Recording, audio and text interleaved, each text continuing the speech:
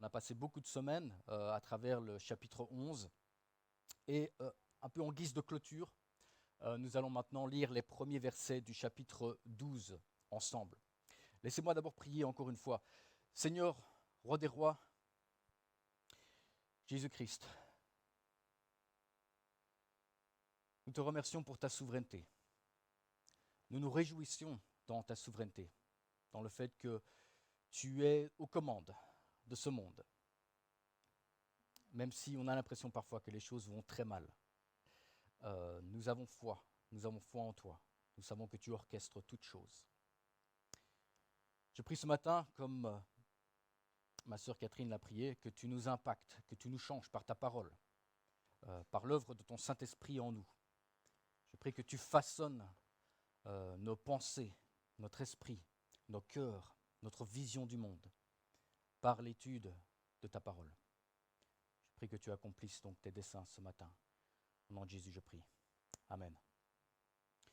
Si vous avez vos Bibles, je vous invite à les tourner au chapitre 12 donc, du livre aux Hébreux. Et je vais commencer par lire les 3 premiers versets qui seront donc l'objet de notre étude ce matin. Nous donc aussi, puisque nous sommes entourés d'une si grande nuée de témoins, rejetons tout fardeau et le péché qui nous enveloppe si facilement. Et courons avec persévérance l'épreuve qui nous est proposée. Faisons-le en gardant les regards sur Jésus, qui fait naître la foi et la mène à la perfection. En échange de la joie qui lui était réservée, il a souffert la croix en méprisant la honte qui s'y attachait, et il s'est assis à la droite du trône de Dieu. Pensez en effet à celui qui a supporté une telle opposition contre lui de la part des pécheurs, afin de ne pas vous laisser abattre par le découragement. Revenons au premier verset. Nous donc aussi, puisque nous sommes entourés d'une si grande nuée de témoins. J'aimerais qu'on s'arrête un petit peu sur cette notion de témoin. La notion de témoin est très importante pour nous en tant que chrétiens. Il faut vous rendre compte que votre croyance en Jésus-Christ repose sur quoi? Sur des témoignages. Jésus-Christ lui-même l'a dit de façon très emphatique.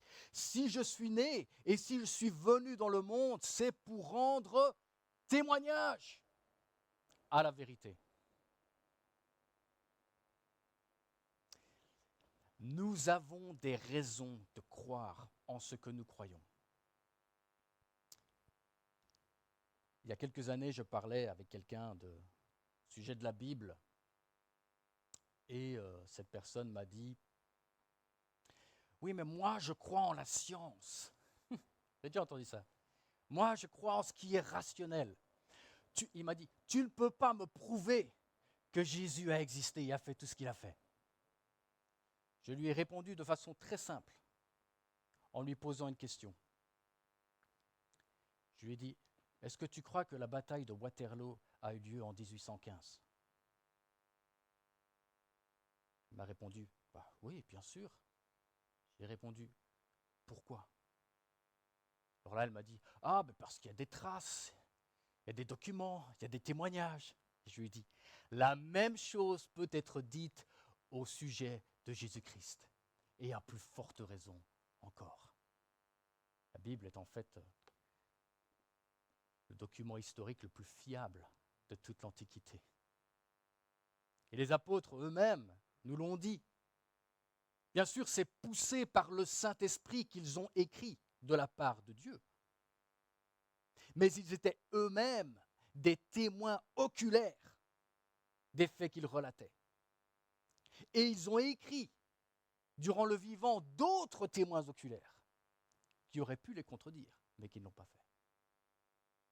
Nous avons des témoignages.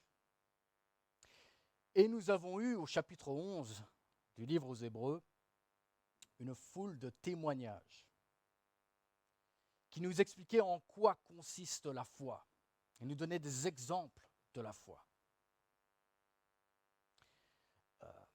Et voici à présent, après des semaines et des semaines d'avoir passé en revue tous différents personnages qui ont démontré la foi pour nous faire comprendre ce que c'était. Maintenant, aujourd'hui, au chapitre 12, verset 1, nous vient la grande application pour nous. On a parlé des autres, maintenant on va parler de nous. La grande application introduite par les mots « nous donc aussi ». Nous donc aussi, puisque nous sommes entourés d'une si grande nuée de témoins, rejetons tout fardeau et le péché qui nous enveloppe si facilement et courons avec persévérance. Puisque nous sommes entourés d'une si grande nuée de témoins. Remarquez, le texte ne dit pas simplement « il existe quelques témoins ». Non. Une grande nuée de témoins. Et non seulement ils sont nombreux, mais on n'a pas à les chercher, ils nous entourent. En d'autres termes, nous n'avons aucune excuse pour les ignorer. Je rappelle, je dis au passage que le mot témoin vient si vous regardez l'original en grec pour le mot témoin, c'est le mot martis. D'où vient bien sûr le mot martyr. Les martyrs étaient des témoins. Et ici, j'aimerais bien vous rappeler quelque chose que j'ai déjà eu l'occasion de souligner au cours des dernières semaines. Cette épître aux Hébreux a été écrite dans un contexte particulier. C'était durant le règne de l'empereur Néron, qui est bien connu par les historiens comme étant véritablement un sadique. C'est sous son règne qu'a déferlé cette vague sanguinaire de persécution atroce contre les chrétiens. Des choses qui seraient même difficiles à vous dire, parce que ce serait vraiment inapproprié. Le genre de torture auquel il a soumis les chrétiens ont été absolument atroces, ce qui lui a d'ailleurs valu le titre, le surnom de la bête. Néron était connu comme la bête. Et à l'époque, il était très dangereux d'être chrétien. Au 1er siècle, à cette époque-là, dans les alentours donc de la fin des années 60 après Jésus-Christ. Et cette épître fut adressée à des, comme son nom l'indique, à des Hébreux. Et plus précisément des chrétiens ou des gens qui professaient la foi en Christ, mais qui étaient d'origine juive. Et la raison pour laquelle beaucoup de chapitres de ce livre parlent de l'Ancien Testament, c'est parce que beaucoup de chrétiens, de ces chrétiens hébreux, étaient tentés, à cause de la persécution, de retourner au judaïsme, parce qu'il était plus sûr d'être juif que chrétien à l'époque. Et ils essayaient de se dire qu'ils pouvaient suivre Dieu en étant juifs plutôt qu'en étant chrétiens. Mais ce livre nous explique très bien aussi que si vous rejetez Moïse, vous rejetez Jésus-Christ. Mais donc c'était un contexte particulier de mise à l'épreuve pour ces personnes qui avaient donc reçu cette épître de la part de son auteur. Mais l'auteur nous a rappelé, via donc le chapitre précédent, qu'il n'est pas anormal de rencontrer des difficultés, voire même de la persécution en tant que chrétien. Mais il y a un encouragement que l'on peut trouver dans le fait d'être entouré de témoins. Il y a une sorte d'encouragement que l'on peut trouver à se dire qu'on n'est pas les seuls et qu'on s'inscrit en fait dans une longue lignée de personnes. Et si vous parcourez encore le chapitre 11, si vous en avez l'occasion, vous verrez que beaucoup de chrétiens ont subi des sorts très différents. Ceux qui avaient la foi dans le Messie ont subi des sorts très différents. Il y en a qui étaient champions sur le champ de bataille, qui étaient donc des conquérants, et il y en a d'autres qui vivaient comme des parias et qui ont fini par se faire lapider. Donc on a tous des expériences très différentes. Mais nous partageons tous en commun notre foi. Tous ces témoins partagent en commun leur foi. On ne parle pas de leur compte en banque, on ne parle pas de leur diplôme, on ne parle pas de leur succès professionnel, on parle de leur foi. Et il est important que vous, en tant que chrétiens aussi aujourd'hui, ne dédiez pas votre vie à des choses qui n'ont absolument aucune valeur éternelle.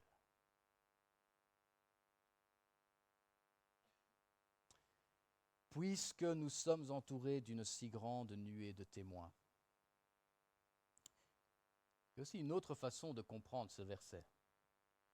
Ce n'est pas tellement le fait que nous avons des témoins à observer, mais c'est le fait que les témoins nous observent, puisqu'ils nous entourent. Les témoins nous observent de là où ils sont. Et je pense qu'il n'est pas anodin d'ailleurs qu'il ait dit que c'est une nuée de témoins. La nuée, c'est comme un nuage dans le ciel. On a cette idée que les hommes et les femmes de foi qui sont morts nous observent de là où ils sont. Et donc cette idée peut également être défendue, tout en restant prudent sur cette question.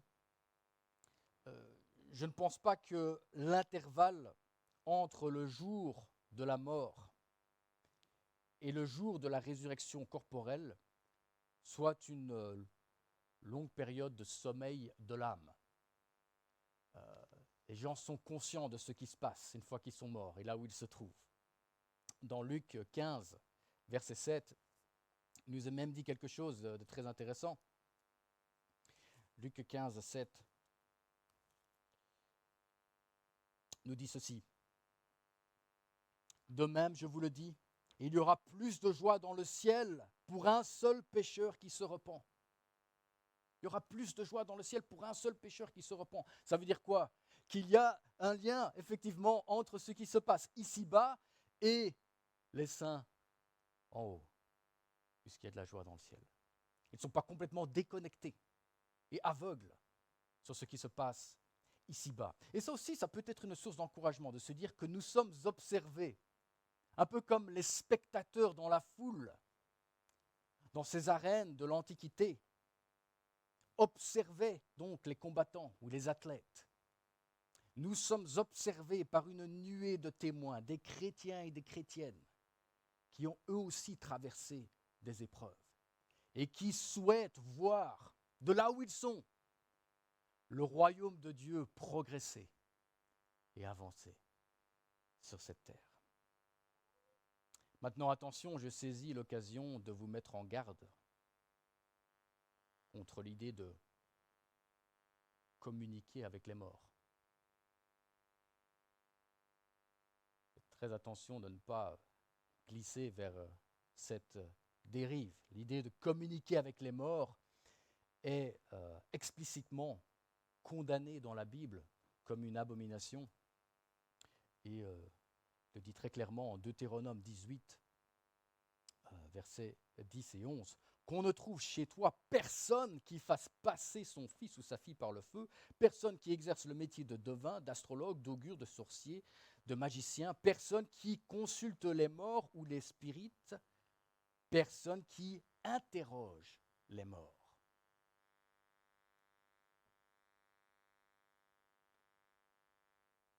Ne fût-ce que pour leur demander de prier pour nous. Ça, je crois que vous pourrez vous-même tirer les conclusions sur la pratique qu'ont les catholiques romains de prier vers les saints. Ces hommes et ces femmes, pécheurs et pécheresses, qui sont morts. Puis ces hommes ici sur terre, ces hommes et ces femmes qui vont vers eux en leur demandant de prier Jésus pour eux. Et ils sont morts. On ne communique pas avec les morts. Nous avons un seul intermédiaire, c'est Jésus-Christ. Et l'idée souvent pour ces catholiques romains de se dire « Ah, c'était des gens tellement pieux, Jésus ne va pas m'écouter moi, mais il va les écouter eux, donc je vais... » Personne n'a un accès plus privilégié à Dieu que d'autres. Vous pouvez me demander par exemple de prier pour vous. Je n'ai pas un meilleur accès à Jésus que vous. On peut multiplier les prières, bien sûr. Il est bon de demander aux autres de prier pour nous, mais nous avons tous le même accès à Dieu. Et donc ne partons pas non plus vers cette dérive de commencer à vouloir interroger ou entrer en communication avec ceux qui sont morts. Voilà. Continuons à présent dans le texte. Verset 1. Nous donc aussi, puisque nous sommes entourés d'une si grande nuée de témoins, rejetons tout fardeau et le péché qui nous enveloppe si facilement. Nous devons rejeter donc tout fardeau. Il y a l'idée de se décharger de quelque chose, pas juste pour le plaisir d'être plus léger, mais afin de mieux courir. Il y a effectivement une course. C'est quoi la course?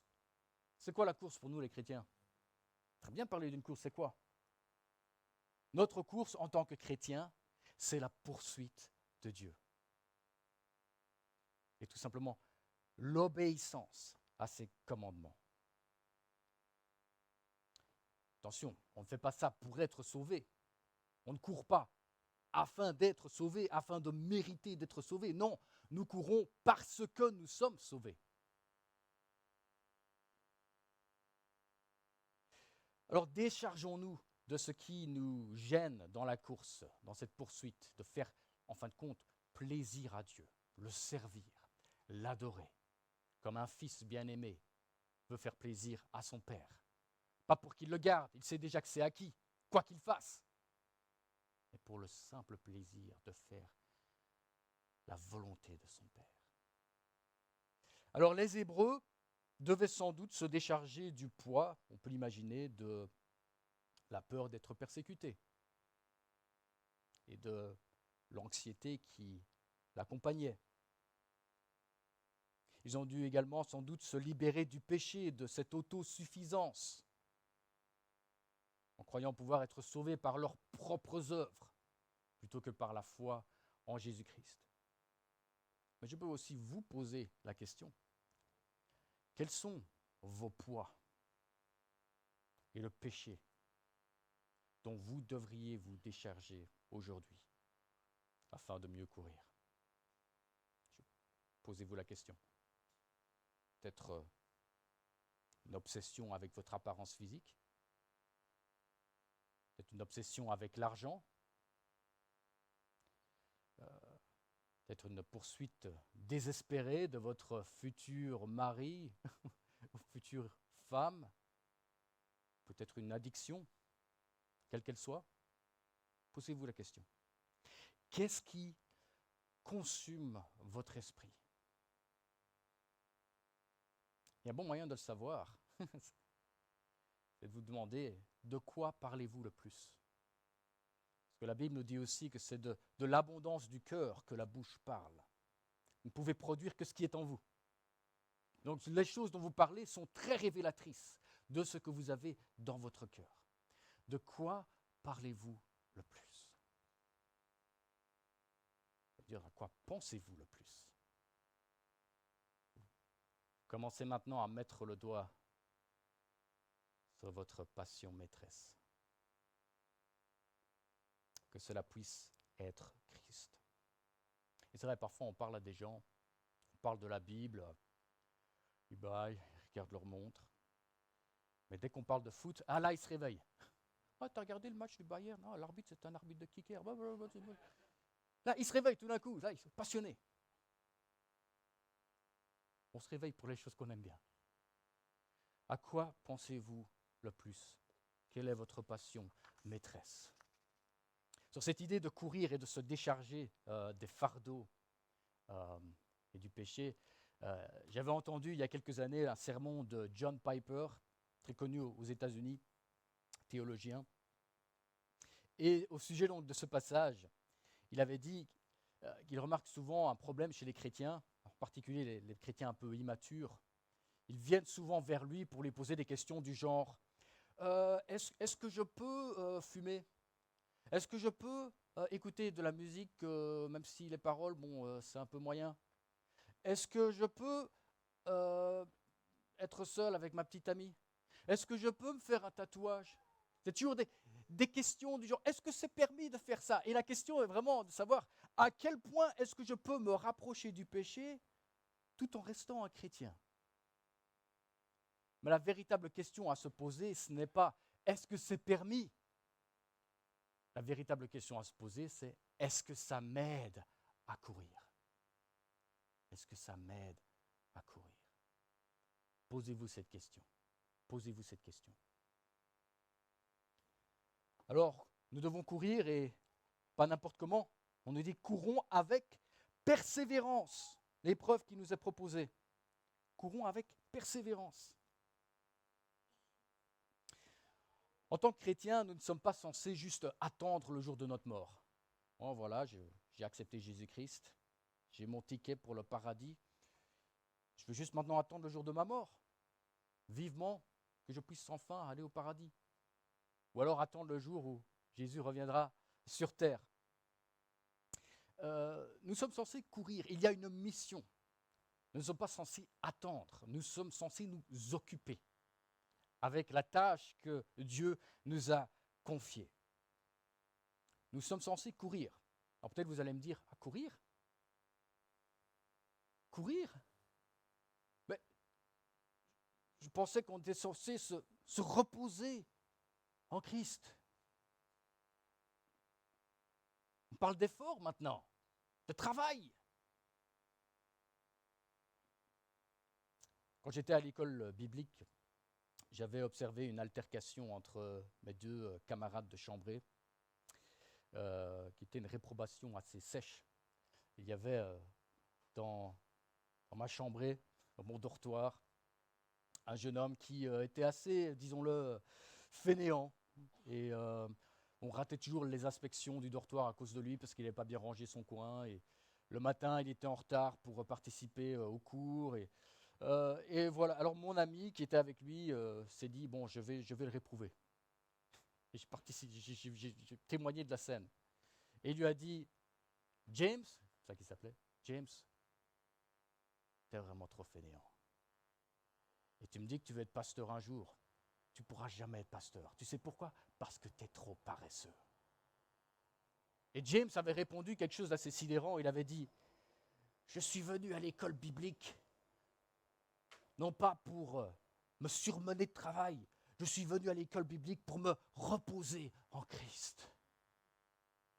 Et on voit que c'est facile de mal comprendre cette idée de travail et de repos. Le repos que Jésus-Christ nous donne, c'est le repos pour nos âmes. Nos âmes. Nous n'avons pas à essayer de travailler ou à œuvrer pour obtenir notre propre salut. Nous avons du repos, le repos éternel pour nos âmes, ce sabbat pour nos âmes. Et en même temps, nous avons cette mission qui nous a été confiée par Christ. Parce que nous sommes sauvés, qui est de le servir. De le servir. Et nous avons reçu ce grand mandat. Nous sommes censés courir avec endurance et persévérance. Et cette idée de la persévérance des saints, comme on dit chez les théologiens, a déjà été abordée plus tôt dans l'Épître. On parle souvent comme signe ou comme preuve que quelqu'un est un chrétien. On dit souvent, on connaîtra un arbre par ses fruits. Le mauvais arbre porte de mauvais fruits, le bon arbre porte de bons fruits. Par vos fruits, on va savoir si vous êtes un chrétien, oui ou non. Je pense qu'il y a aussi un deuxième test, qui est précisément ce test-là, le test de l'endurance, de la persévérance. La preuve que vous vous êtes véritablement converti il y a 10 ans est que vous marchez encore avec Christ aujourd'hui.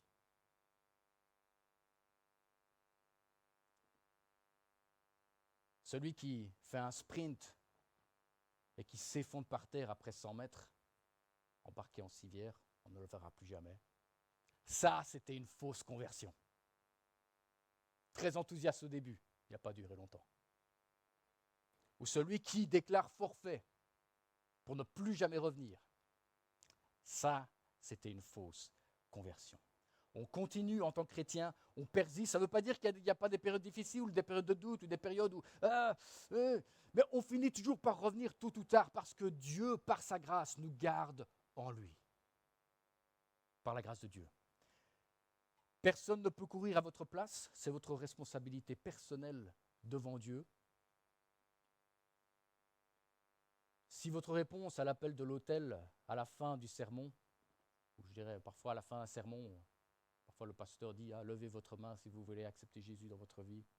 Ça se fait beaucoup aux États-Unis d'ailleurs. Et là, il y a des gens, ils ont une date, un moment clé, précis. C'est le jour de ma conversion. Et parfois, ils l'écrivent même dans leur Bible. La preuve que cette conversion était authentique et sincère, c'est que 10 ans, 15 ans, 20 ans plus tard, au seuil de leur mort, ils marchent encore avec Christ. Alors faisons-le, courons avec persévérance l'épreuve qui nous est proposée. Et verset 2, faisons-le en gardant les regards sur Jésus. Nous sommes censés courir en gardant les regards sur Jésus.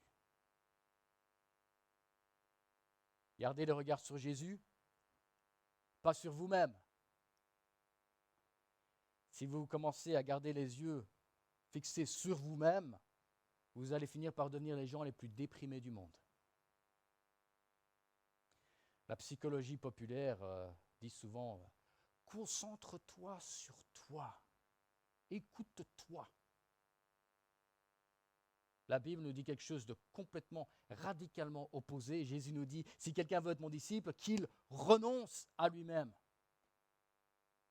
Pas plus de moi, renonce à lui-même.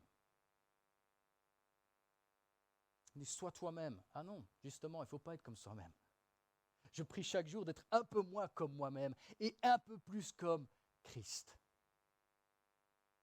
Il faut que Christ grandisse et que moi je diminue.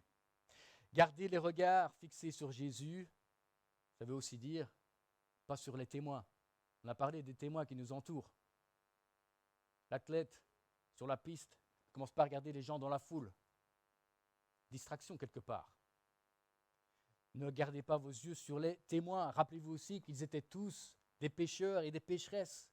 Ils doivent vous inspirer à vous tourner vers Christ, comme eux l'ont fait. C'est comme si quelqu'un vous montre le chemin où aller et vous regardez son doigt. Complètement absurde. Gardez vos regards fixés sur Jésus, pas sur vous-même, pas sur les témoins, pas sur les circonstances non plus. Là, j'aimerais bien citer un passage dans 1 Thessaloniciens 5, verset 16 et suivant, qui nous dit ceci. Soyez toujours heureux, soyez toujours joyeux. Nous sommes commandés, nous avons le commandement, vous vous rendez compte de ça? Nous avons le commandement de Dieu d'être toujours joyeux. Que nous sentions que nous ayons des raisons ou non de l'être, n'a aucune importance. Nous ne devrons jamais demander à un autre chrétien pourquoi tu es joyeux. On est censé être joyeux. Priez sans cesse, exprimez votre reconnaissance, écoutez cette partie-là, en toutes circonstances, car c'est la volonté de Dieu pour vous en Jésus-Christ. En toutes circonstances. Nous devons nous rappeler que Jésus-Christ est souverain. Il a permis que ces choses arrivent. Il est bon, il orchestre nos vies. Faisons-lui confiance et reconnaissons-le. Donc ne gardons pas les regards fixés sur nous-mêmes, sur les témoins, sur les circonstances. Ne gardons pas non plus nos regards fixés sur nos ennemis. Et dans un contexte de persécution, comme était celui des Hébreux, on peut facilement imaginer à quel point il était facile de se focaliser sur l'ennemi. Et Hébreux, chapitre 13, verset 6, nous dit « C'est donc avec assurance que nous pouvons dire « Le Seigneur est mon secours, je n'aurai peur de rien. Que peut me faire un homme ?» Il est toujours bon de se rappeler ça quand on commence à être hanté par ses ennemis. Se rappeler « Ce ne sont que des hommes. Que peut me faire un homme ?» Et Matthieu 10, 28 a aussi quelque chose de très lourd, de très intense à nous dire. Matthieu 10, 28 nous dit ceci. « Ne redoutez pas ceux qui tuent le corps, mais qui ne peuvent pas tuer l'âme. Redoutez plutôt celui qui peut faire périr l'âme et le corps en enfer. » Ne redoutez donc pas vos ennemis. Faisons-le en gardant les regards sur Jésus, qui fait naître la foi et la mène à la perfection. La foi commence, se poursuit et s'achève avec Jésus-Christ. À aucun moment, la foi est laissée entre vos mains. Et c'est la raison pour laquelle notre salut est tellement inébranlable. Parce que tout dépend de Jésus-Christ et pas de nous. Vous allez me dire, oui, mais c'est moi qui ai choisi de suivre Jésus-Christ. C'est moi qui ai choisi de le suivre. Jean 15, 16 nous dit que Jésus a affirmé, ce n'est pas vous qui m'avez choisi, mais c'est moi qui vous ai choisi. On peut difficilement faire plus clair. Et l'épître aux Éphésiens est aussi très clair. Éphésiens 2, 8 nous dit ceci. En effet, c'est par la grâce que vous êtes sauvés, par le moyen de la foi. Et cela ne vient pas de vous, c'est le don de Dieu. La foi que vous avez, c'est en vérité le don de Dieu. Et même si vous avez choisi Jésus-Christ, c'est le Saint-Esprit qui vous a fait choisir Jésus-Christ. Donc, quelle que soit la manière dont vous voyez les choses, ça commence toujours avec Dieu. La foi est un don. Et c'est d'ailleurs qu'on prie pour que des gens soient sauvés. Qu'est-ce qu'on fait quand on prie? On demande, Jésus, Dieu, fais qu'il te choisisse. Parce que nous sommes tous, dans notre condition, dans notre chair d'homme naturel, des ennemis de Dieu. Nous sommes morts dans le péché. Des cadavres spirituels, si vous voulez. Il n'y a pas grand-chose qu'un cadavre puisse faire pour se ranimer lui-même. C'est Dieu qui, par son Saint-Esprit, nous régénère, nous donne un cœur nouveau. Faisons-le en gardant les regards sur Jésus qui fait naître la foi et l'amène à la perfection. Écoutez ceci, en échange de la joie qui lui était réservée, il a souffert la croix en méprisant la honte qui s'y attachait. Il s'est assis à la droite du trône de Dieu. Donc, quand on parle de la honte de la croix, c'est quelque chose qu'on a parfois du mal à comprendre au XXIe siècle. Aujourd'hui, la croix, c'est quelque part banalisé, comme le symbole du christianisme. Mais au 1er siècle, au moment où cette épître a été écrite, la croix, ce n'était pas le genre de choses que vous mettiez autour du cou. La croix, c'était un visuel assez choquant. Ça faisait référence à une méthode de mise à mort, peine capitale, et une mise à mort qui était atroce. La pire qui soit, on pourrait dire. Et c'était tellement inhumain comme mode de mise à mort, la croix, la crucifixion, que les Romains, les citoyens romains, eux, en étaient épargnés. C'était toujours réservé aux pires criminels. Mais lorsqu'ils étaient des citoyens romains, on se disait non, c'est trop inhumain pour eux. Donc la croix donnait des frissons dans le dos. C'est peut-être un peu comme l'idée d'une chaise électrique aujourd'hui. Je ne mettrais pas une chaise électrique autour du cou. Ça choquait. C'était une honte aussi, non seulement parce que ça voulait dire au monde entier que vous étiez des pires crapules, des pires criminels, mais c'était aussi particulièrement redouté et méprisé par les Juifs, parce que l'Ancien Testament nous dit que tout homme pendu au bois est maudit. Et donc, lorsqu'on était crucifié, c'était comme une déclaration publique, cet homme est maudit par Dieu. Galates 3,13 nous dit que Christ nous a rachetés de la malédiction de la loi en devenant malédiction pour nous. Il a souffert cette horrible peine de crucifixion comme étant présenté comme un des pires criminels que ce monde ait jamais vu, et aussi comme un homme maudit. Mais c'était notre malédiction et notre punition qu'il portait sur lui, sur la croix.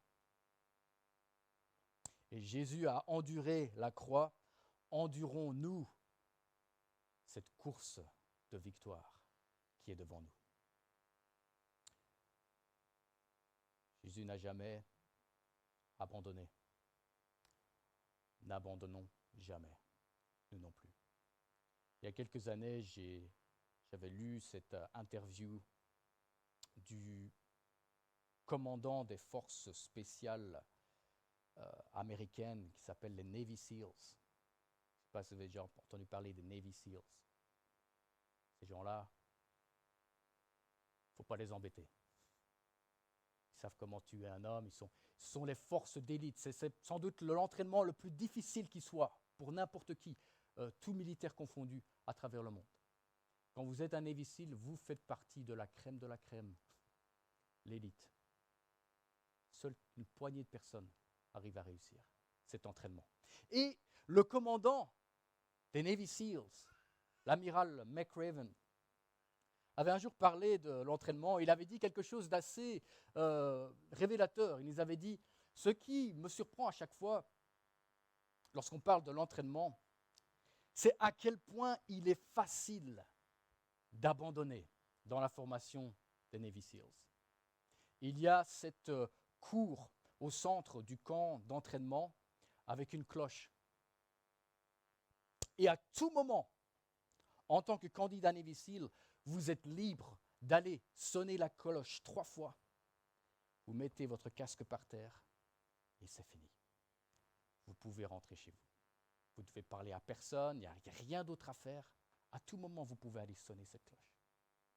Et je peux juste imaginer ce candidat Navy SEALs qui s'était entraîné déjà chez lui pendant des mois. Il avait parlé à sa famille, il dit « Je vais devenir un Navy SEALs ». Et puis il va au camp de formation et c'est vraiment atroce. Il n'arrive pas à réussir tous les examens qu'on met devant lui, tous les tests. Et finalement, il capitule, il se dit « J'en peux plus, je suis au bout de mes forces, je reconnais avoir des limites. Je me dirige vers la cloche, je tape 3 fois, c'est fini, je rentre chez moi ». Imaginez ce candidat raté qui rentre chez lui, dépité, pour s'asseoir sur le canapé dans son living. Sa famille, ses proches sont un petit peu déçus aussi. En même temps, il leur fait pitié. Et il est là sur son canapé, assis, en train de réfléchir sur son échec.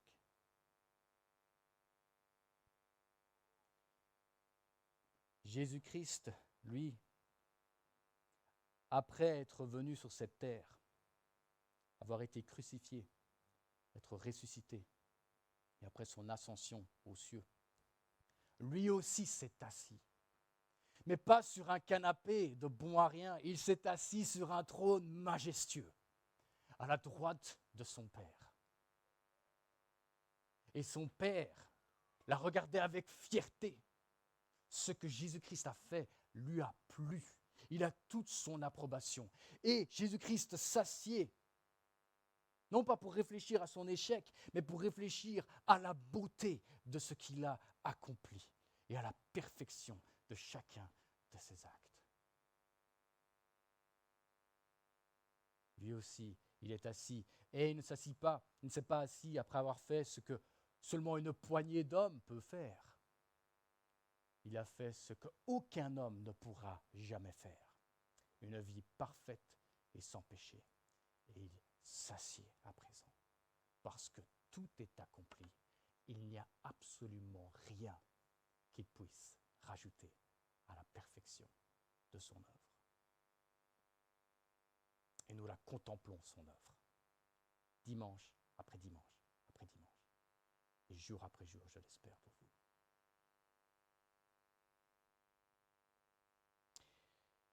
Et il y a aussi quelque chose de magnifique, c'est que 2 Timothée 2,12 nous révèle que nous allons nous aussi un jour nous asseoir aux côtés de Christ et régner avec lui.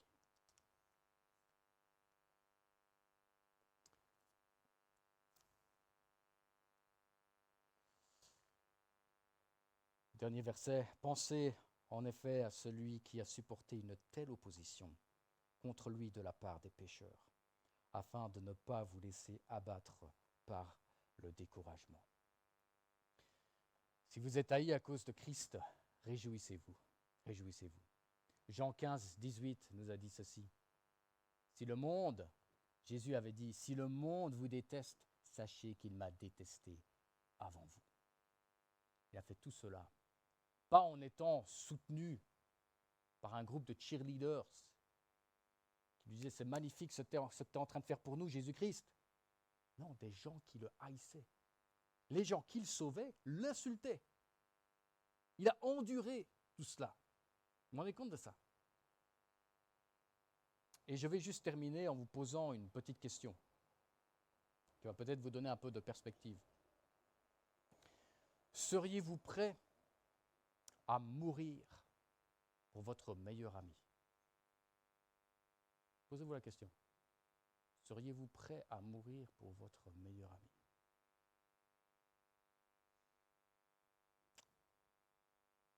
Réfléchis quand même un petit peu. Maintenant, la deuxième question. Seriez-vous prêt à mourir pour votre pire ennemi? C'était déjà dur pour le meilleur ami, mais maintenant le pire ennemi, il ne faut pas se moquer de moi. Jésus-Christ est mort pour ses pires ennemis. Vous et moi, les personnes que nous étions, au moment où il nous a sauvés, comme nous le dit Romains 5,8. Voici comment Dieu prouve son amour envers nous, alors que nous étions encore des pécheurs. Christ est mort pour nous. Prions ensemble. Seigneur, il est parfois difficile de trouver les mots lorsqu'on se rend compte de ce que tu as accompli pour nous.